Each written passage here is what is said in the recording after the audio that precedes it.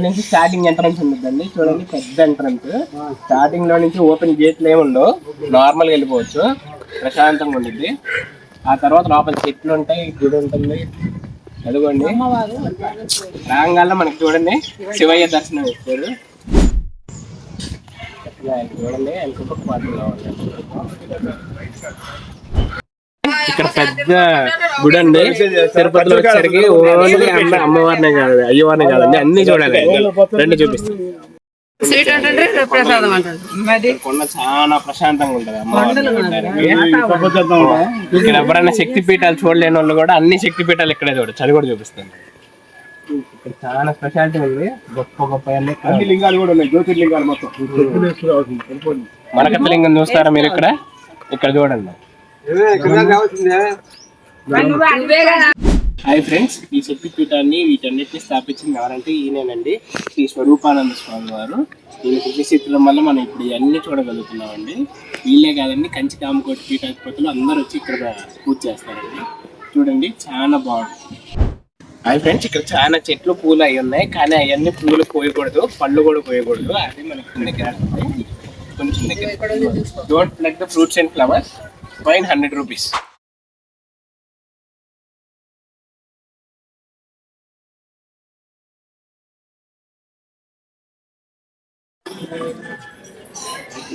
చూడండి, ఇప్పుడు మన శక్తిపీఠ స్టార్టింగ్ లో ఉన్నాం. స్టార్టింగ్ ఎప్పుడన్నా వినాయకుడిని చూపిస్తే కదండి మనకి అన్ని విజ్ఞానాన్ని దొరికించేది ఆయనే, కాబట్టి ఫస్ట్ ఆయన్ని పూజించాలి.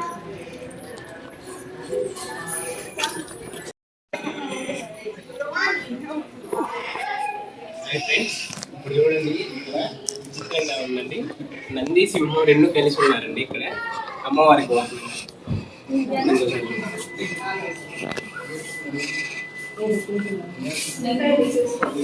చూడండి, అమ్మవారికి ఎప్పుడు లేరండి నంది సింహం వాహనంగా, ఇక్కడ రెండు కలిసి ఉన్నారండి. ఒక్కసారిగా చూసేసరికి చాలా బాగుందండి, చాలా కొత్తగా అనిపించింది నాకైతే.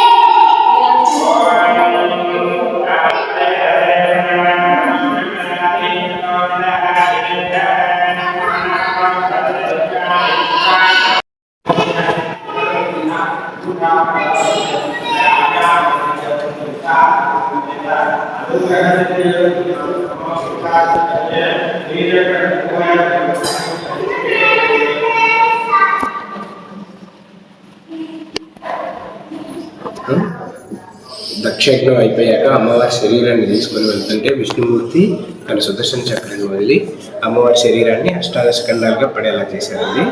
అప్పుడు ఒక్కొక్క చోట ఒక్కొక్క శక్తిపీఠం వచ్చిందండి.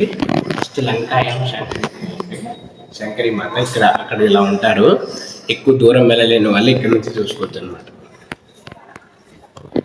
అక్కడ శివయ్య ఇట్లా ఉంటారు.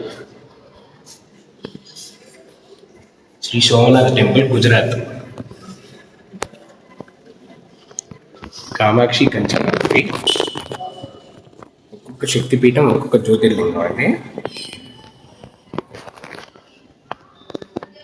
మల్లికార్జున స్వామి, శ్రీశైలం అండి. శ్రీశైలం చాలా పవర్ఫుల్ అండి.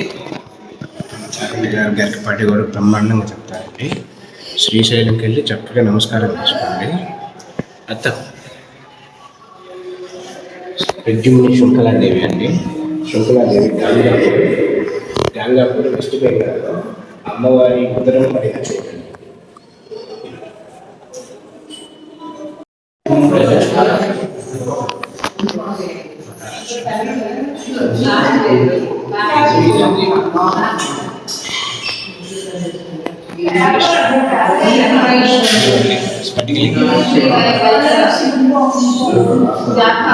స్ఫటికలింగం అండి, చాలా పవర్ఫుల్.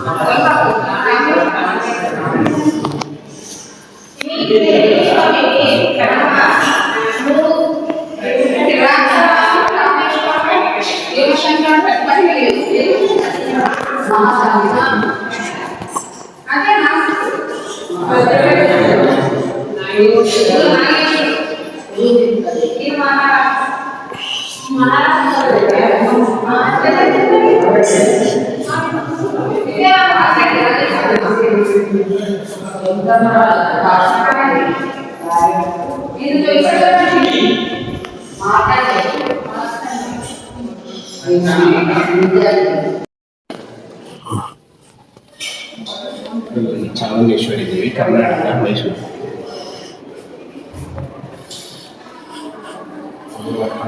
చూడండి జోగులాంబదేవి అలంపురం ఆంధ్రప్రదేశ్.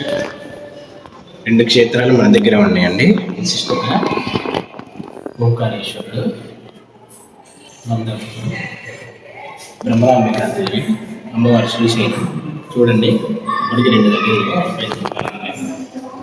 వైద్యనాథ్ జార్ఖండ్ వచ్చామన్నమాట.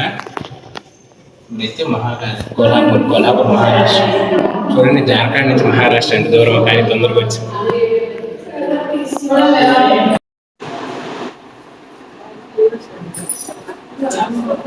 ఇక్కడ డొనేషన్స్ కూడా ఇస్తున్నాం ఫ్రెండ్స్. హాయ్ ఫ్రెండ్స్, ఇప్పుడైతే మనం శక్తిపీఠానికి వెళ్దాము. ఎలాగా ఇప్పుడే చూడండి.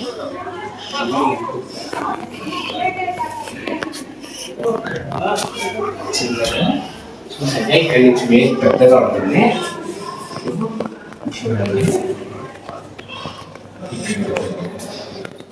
అమ్మవారికి సుదర్శన చక్రం వదిలాక అభిషేకం అయిపోయాక అమ్మవారి శరీరం తీసుకుంటుందంటే విష్ణుమూర్తి సుదర్శన చక్రం వదిలి సతీదేవి శరీరానికి భారతదేశం మొత్తం అన్ని చోట్ల.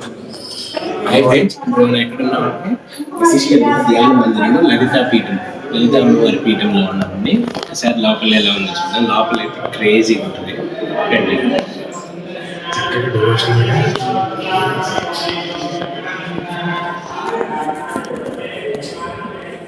చూడండి ఫ్రెండ్స్, ఎలా ఉందో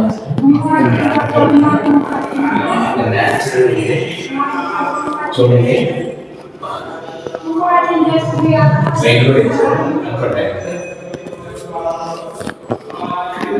రామచంద్రమూర్తి ఇక్కడికి వచ్చాడండి. రామచంద్రమూర్తి ఇక్కడికి వచ్చి మొట్టమొదటిసారి వశిష్ఠుల వారికి నమస్కారం చేసుకొని ఉపదేశం కూడా చేసుకుంటారండి. చాలా ఫేమస్.